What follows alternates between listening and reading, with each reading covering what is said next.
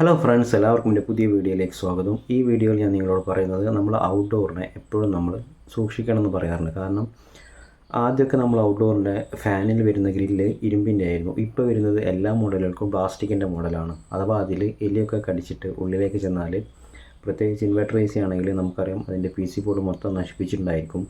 ഇപ്പോൾ ഇന്ന് ഞങ്ങൾ പോയ വർക്കിന് അതിൻ്റെ ഫ്രണ്ട് ഗ്രില്ല് കടിച്ചിട്ട് അതിൻ്റെ ഫാനിൻ്റെ വയർ കട്ടാക്കിയിട്ടുണ്ട്. പക്ഷേ അതിൽ മൊത്തം നമ്മളെ വേസ്റ്റ് കൊണ്ടുപോയി ഇട്ടിട്ട്, അഥവാ അടക്ക അങ്ങനത്തെ സാധനങ്ങളൊക്കെ കൊണ്ടുപോയിട്ടുണ്ട്. അത് ഫുള്ളായിട്ടുണ്ടായിരുന്നു. അത് ഫാൻ വർക്ക് ചെയ്യാൻ പറ്റുന്നില്ല. അതേപോലെ തന്നെ കംപ്രസറിൻ്റെ സൈഡും ഫുള്ളായിട്ട് സാധനങ്ങളുണ്ടായിരുന്നു.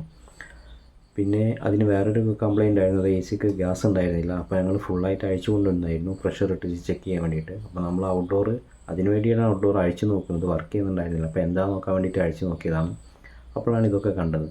പിന്നെ അതുപോലെ തന്നെ അതിൽ ലീക്ക് ഉണ്ടായിരുന്നത് നമ്മളെ കണ്ടൻസറിൻ്റെ പൈപ്പിലായിരുന്നു. കണ്ടൻസറിൻ്റെ പൈപ്പ് അങ്ങനെ പൊട്ടിപ്പോയിട്ട് ഗ്യാസൊക്കെ പോയിട്ടുണ്ടായിരുന്നു. അപ്പോഴാണ് ഞങ്ങൾ കണ്ടത്. അപ്പോൾ ഭയങ്കര നൈസ് കോപ്പറായിരുന്നു. അപ്പോൾ നമ്മൾ AC വാങ്ങുമ്പോൾ തന്നെ എത്ര വില കുറവുള്ള AC വാങ്ങാതിരിക്കാൻ ശ്രമിക്കുക. കാരണം കോപ്പറാണെന്ന് പറഞ്ഞിട്ട് കാര്യമില്ല, അത് നൈസ് കോപ്പറായിരിക്കും. കുറച്ചൊക്കെ ക്വാളിറ്റി ഉള്ള, അല്ലെങ്കിൽ ഒരു 30,000 രൂപയിലൊക്കെ മുകളിൽ വരുന്ന ACകൾ അത്യാവശ്യം നല്ല ക്വാളിറ്റി ഉള്ളത് മാത്രം വാങ്ങും. കാരണം ഇതിപ്പോൾ അത്ര വർഷത്തെ പഴക്കമൊന്നുമില്ല, ഒരു 4 വർഷത്തെ പഴക്കമേ ഉള്ളൂ. കംപ്രസറിന് മാത്രമാണ് നമുക്ക് വാറണ്ടി കിട്ടുന്നത്. അതെപ്പോഴും നമ്മൾ സൂക്ഷിക്കുക. ആദ്യം അലൂമിനിയം കോയിലായിരുന്നു വന്നിരുന്നത് ചില കമ്പനികളൊക്കെ. എന്നിട്ടും അതുപോലും ചിലപ്പോൾ ഒരു 8-10 വർഷമൊക്കെ നിൽക്കാറുണ്ട്. ഇത് കോപ്പർ കോയിൽ വന്നിട്ട് പോലും ഒരു 4 വർഷത്തിന് ശേഷമൊക്കെ നമ്മൾ ഫുള്ള് കണ്ടൻസർ മാറ്റാമെന്ന് പറയുന്നത് നമുക്ക് നല്ല ചിലവാണ്. ഇപ്പോൾ നമുക്കറിയാം കോപ്പറിനൊക്കെ നല്ല റേറ്റ് കൂടുതലാണ്. അപ്പോൾ നമ്മൾ ഈ കണ്ടൻസർ മാറ്റുമ്പോൾ തന്നെ നമ്മൾ പുറത്ത് പോയിട്ട് ഏകദേശം വരുമ്പോൾ ഒരു 3,500 രൂപയോളം കണ്ടൻസറിന് വരും. പിന്നെ നമ്മൾ ഗ്യാസ് ചാർജ്, സർവീസ് ചാർജ് എല്ലാം കൂടി നല്ലൊരു എമൗണ്ട് വരും നമുക്ക്. അപ്പോൾ നമ്മൾ വാങ്ങുമ്പോൾ തന്നെ നല്ല ക്വാളിറ്റിയുള്ള AC വാങ്ങുക. ഞാനീ പറഞ്ഞ പ്രത്യേകം ശ്രദ്ധിക്കേണ്ടത്, ഈ ഇതിലേക്ക് എലി കടന്നാൽ ഇത് നമ്മൾ ACയുടെ ഔട്ട്ഡോറിലുള്ള ഫുൾ കണക്ഷൻ വയർ കട്ട് ചെയ്തിരിക്കും.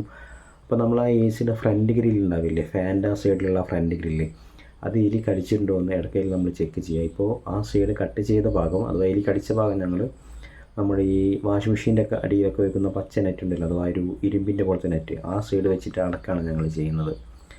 അങ്ങനെ നിങ്ങളുടെ ACക്കും അങ്ങനെ കട്ട് ചെയ്തിട്ടോ നോക്കുക. അതുകൊണ്ടാണ് ഞാൻ എപ്പോഴും വീഡിയോയിൽ പറയാറുണ്ട്, ഔട്ട്ഡോർ നമ്മൾ ഇടയ്ക്കിടയ്ക്ക് ചെക്ക് ചെയ്യണമെന്ന്.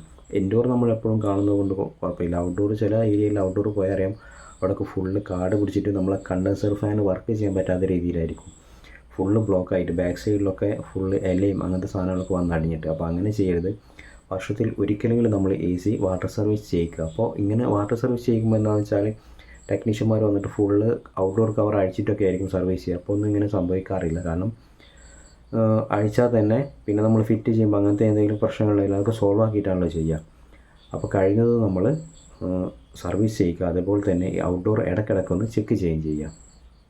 അപ്പോൾ okay friends, thank you, have A nice day.